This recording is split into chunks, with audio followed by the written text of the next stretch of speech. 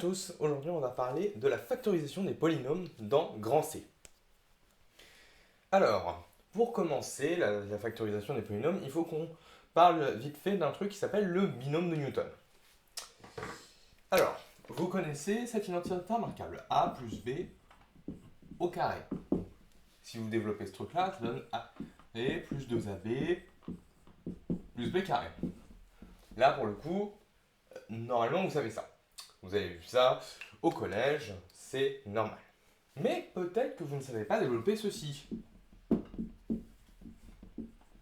A plus b au cube. Alors, vous pouvez faire le classique a plus b carré fois a plus b.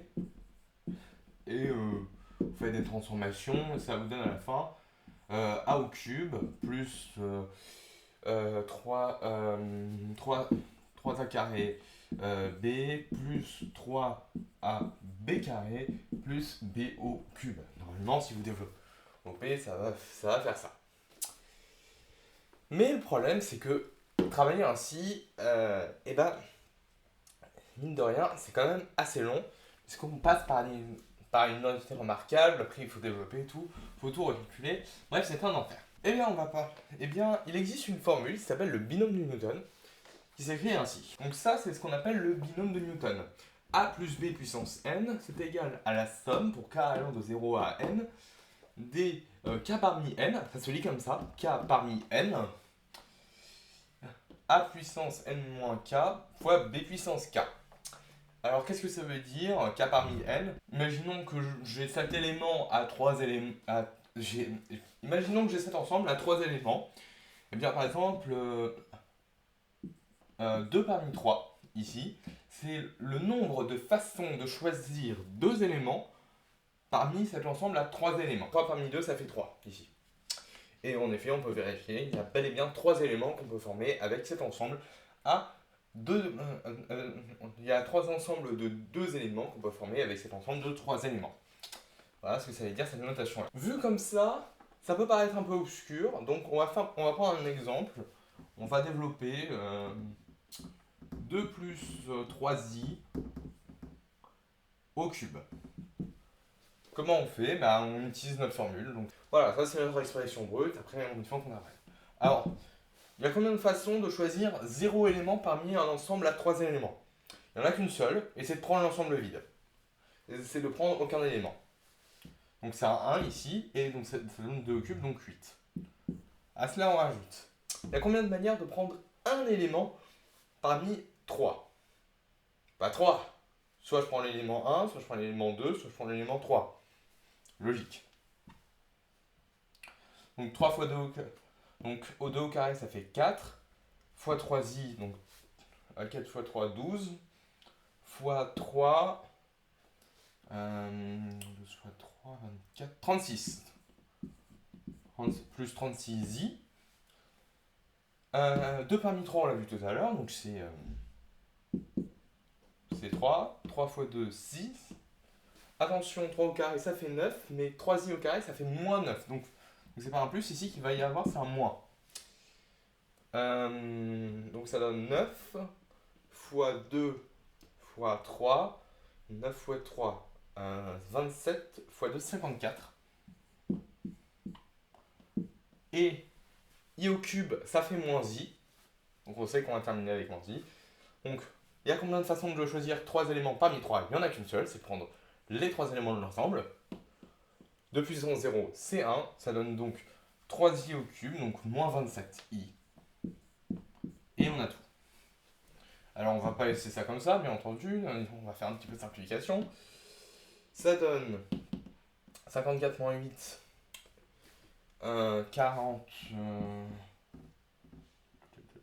46. Oui, c'est ça, 46. Plus 36 moins 27, ça donne 9. Et voilà notre réponse finale. 46 plus 9i. Donc ça, c'est ce nombre.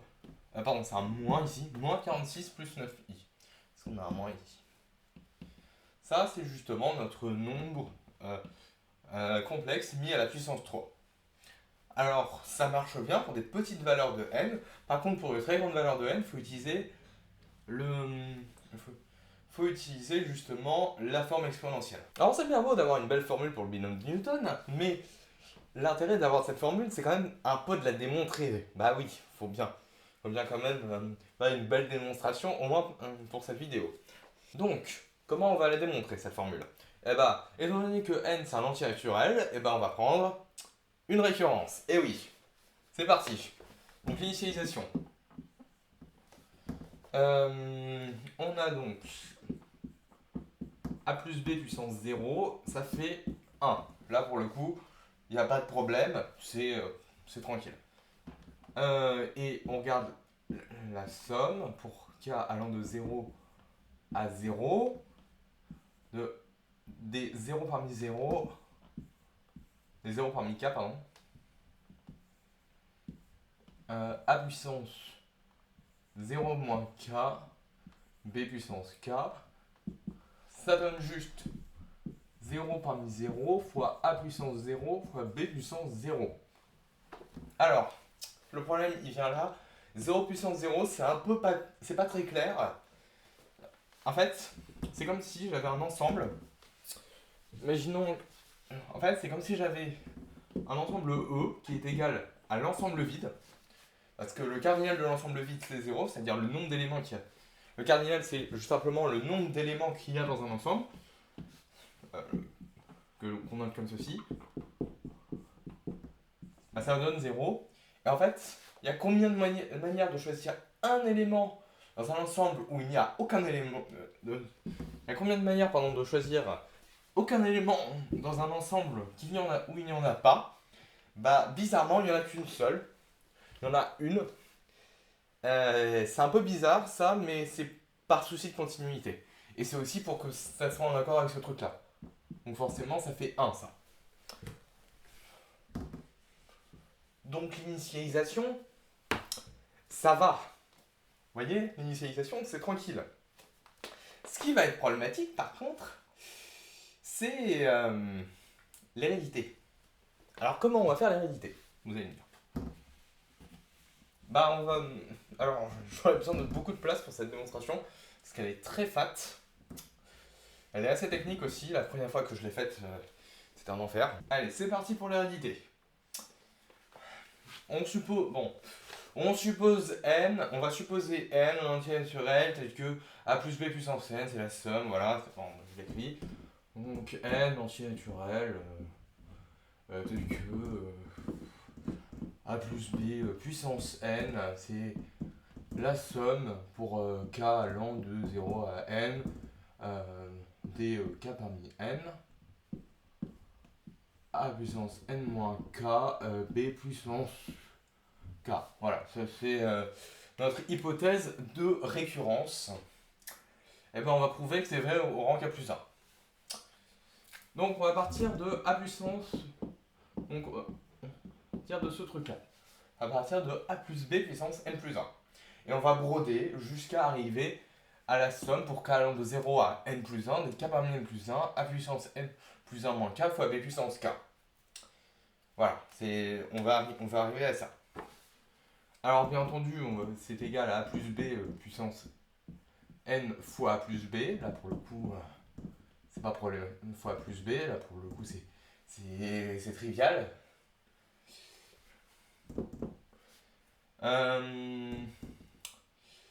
Sauf que a plus b puissance n, c'est ce truc-là. Et on multiplie toute cette somme-là, par a plus b. Imaginons que cette grosse somme, ce soit un entier. On va dire que c'est un entier, ce truc-là. Et ben en fait, on va simplement distribuer la somme sur le a et la somme sur le b. Donc on a développé, on peut mettre le a dans notre somme, étant donné que on peut mettre le a dans notre somme, puisqu'il va se distribuer à tous les termes. Et étant donné qu'on a que de la multiplication, bah on peut multiplier sur ce a, donc ça deviendra a puissance n plus 1. Et de la même manière, ça deviendra b puissance k plus 1. Voilà, on a ça. Alors, on serait tenté de réunir les deux sommes, parce qu'elles vont toutes les deux de k allant de 0 à n. Sauf que le problème, c'est que là, si on fait ça, bah, on sera bloqué avec des problèmes de factorisation. Donc, on va regarder cette somme-là. Voilà, on a notre somme. Voilà, on a notre somme. Et on aimerait bien la faire correspondre avec ça. La première idée, ce serait de faire un changement de variable. Pour qu'on n'ait pas un k plus 1 ici et qu'on a un n plus 1 ici. Donc, on va poser une nouvelle variable que je vais appeler i. Et étant donné que k varie de 0 à n, eh ben, quand on va prendre la plus petite valeur de i, ça va faire 1. Quand on va prendre la plus grande valeur de i, ça va faire n plus 1. Donc notre somme, elle va plus varier de 0 à n, mais de 1 à n plus 1. Alors, i ici, si on veut trouver k, eh ben, en fait, on trouve que c'est i moins 1. Donc c'est i moins 1 parmi n, a puissance. Alors, c'est du coup n plus 1 moins i. Donc n moins i moins 1, là c'est notre truc, fois b puissance i. Et là pour le coup, ça ne change pas.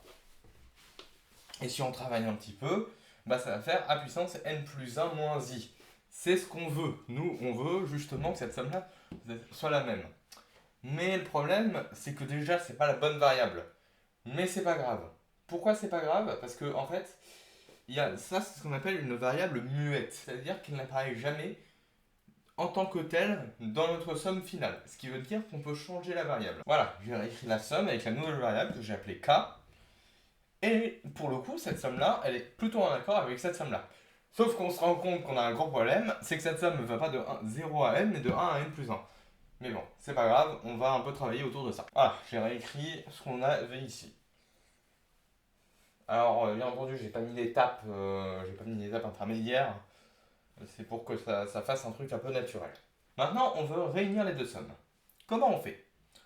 Cette somme va de 0 à n, cette somme va de 1 à n plus 1. Bah, ce qui serait bien, c'est de commencer cette somme à 1. Donc, on va sortir le premier terme de la somme devant. Et ici, on va sortir le dernier terme. Voilà, j'ai sorti le premier terme de notre somme. J'ai sorti le dernier terme de la somme.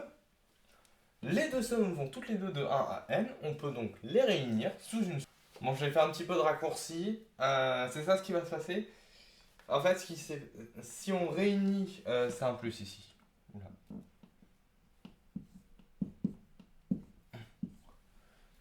Bon, j'ai un peu raccourci l'étape suivante. En fait, quand on va réunir, on peut factoriser un n plus 1 moins k fois b puissance k. Donc, donc ici, on a une factorisation. Et ça, c'est ce qu'on appelle la relation de Pascal. Et en fait, ça va donner k parmi n plus 1. Maintenant, on peut remettre ces deux termes dans la somme. On peut remettre les deux termes dans la somme. Et à la fin, ça va nous donner ce qu'on veut. Et voilà. Le binôme de... on a démontré que c'est vrai au rang n plus 1. Donc on peut conclure que c'est vrai pour tout n. Voilà. Bon, c'est un truc assez particulier. Parce que le binôme de Newton, la démonstration est assez compliquée. Elle est au programme cependant d'école de prépa, si je ne dis pas de bêtises. Donc, c'est assez sympa si vous avez cette démonstration. Bon, on reste quand même sur une vidéo de factorisation de polynômes. On va pouvoir factoriser vraiment des polynômes là. On va commencer par les binômes de degré n. Qu'est-ce que je voulais dire par là? Alors, bon déjà, ce serait bien de définir de ce que c'est qu'un polynôme. Un polynôme, c'est une somme de puissance de x. Il se nomme comme ceci. Voilà, ça c'est un polynôme. Oui, ça paraît un peu bizarre. Comment ça se fait que je n'ai pas de x ici, que j'ai pas p de x? Tout simplement parce que ce truc-là, c'est ce qu'on appelle une fonction polynomiale. Ça c'est un polynôme, ça c'est une fonction polynomiale. Alors j'ai choisi lambda k, mais ça peut être des a puissance a indice k. Moi j'ai choisi lambda k pour que ce soit assez sympa. Et vous voyez, ce x il est en majuscule. C'est comme ça que ça se note, les polynômes. Une fonction polynomiale, en revanche, c'est ça. C'est la somme pour k allant de 0 à n des lambda k fois petit x puissance k. Et là, pour le coup, ça c'est une fonction polynomiale. Pourquoi c'est une fonction polynomiale? Parce que ça prend un x en... ça prend un x en variable, alors que là, la variable, elle n'est pas présente. C'est-à-dire, c'est pas p de grand x. c'est P. C'est un polynôme P. Et également, le degré de P, qui se nomme comme ceci, c'est N. Le degré, c'est simplement la plus grande puissance que prend X. Petit fun fact d'ailleurs, le degré du polynôme nul, c'est moins l'infini. Voilà, on pourrait s'attendre que le degré du polynôme nul, ce soit 0, mais non, c'est moins l'infini. Pourquoi ça fonctionne comme ça? Parce qu'il y a une histoire de logarithme. Et le logarithme en 0, c'est moins l'infini. Ça ressemble quand même vachement à une identité remarquable. La troisième identité remarquable. Les a carré moins b carré, c'est égal à a plus b, facteur de a moins b. Et bien là, c'est une généralisation de la troisième identité remarquable, mais avec des entiers naturels. Alors, il faudrait quand même préciser ce que c'est n. Il faudrait préciser ce que c'est n, donc c'est pour tout n. Un entier naturel non nul, attention. Parce que si p vaut 0, si n vaut 0, on se retrouve avec p de x qui vaut 0. Donc c'est pas très intéressant forcément. Et bien ça peut être factorisé en x moins a facteur de la somme pour k allant de 0 à n moins 1 des x puissance n moins 1 moins k fois a puissance k. Voilà, c'est comme ça qu'on factorise un binôme de degré n.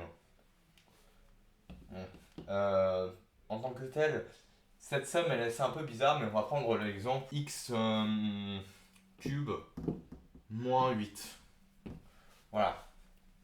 Bah ça, si on factorise, donc ça donne x cube moins 2 au cube. Ça donne donc x moins 2 fois la somme. Donc on prend le degré inférieur, c'est-à-dire x carré, plus x puissance 1 fois 2, donc 2x, plus 4. Ah, et à partir de là, on peut montrer que ce truc-là n'a pas de racine réelle avec le discriminant. Et on peut résoudre cette équation qui est égale à 0, bref. Trouver globalement toutes les racines cubiques de 8. Ça, c'est un binôme de degré n, mais c'est pas assez général. Pour factoriser un polynôme de manière générale, ça c'est encore mieux. Et c'est super cool en vrai. Moi-même, quand j'ai vu ça la première fois, j'étais époustouflé qu'on pouvait faire ça. J'ai ce polynôme là, p de x est égal à ça. On va trouver une racine à ce polynôme. Comment on fait? Eh ben, on va tester des nombres simples. Si on teste 1, p de 1, ça vaut donc 1 au cube, moins 1 au carré, plus 2 fois 1, moins 2. Et bien on tombe sur 0, ce qui est parfait. Ce qui veut donc dire que 1 est une racine du polynôme. Et encore mieux. Et donc, on peut le factoriser ce polynôme. Alors, une première idée, ce serait de dire donc que p de x s'écrit sous la forme x moins 1, parce que 1 est une racine du polynôme, fois x carré plus ax plus b.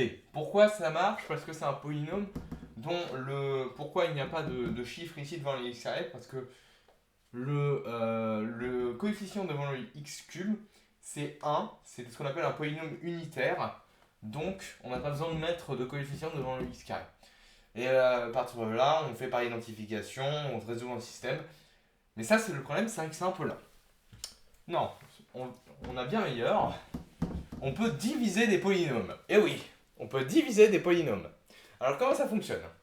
Bah c'est une division euclidienne, mais de polynômes. Voilà. Alors, on va regarder combien on a de x dans x cube.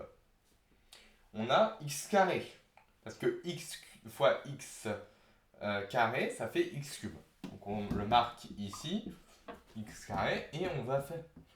Et on multiplie par x carré ici et là. Donc là, ça donne x au cube moins x carré.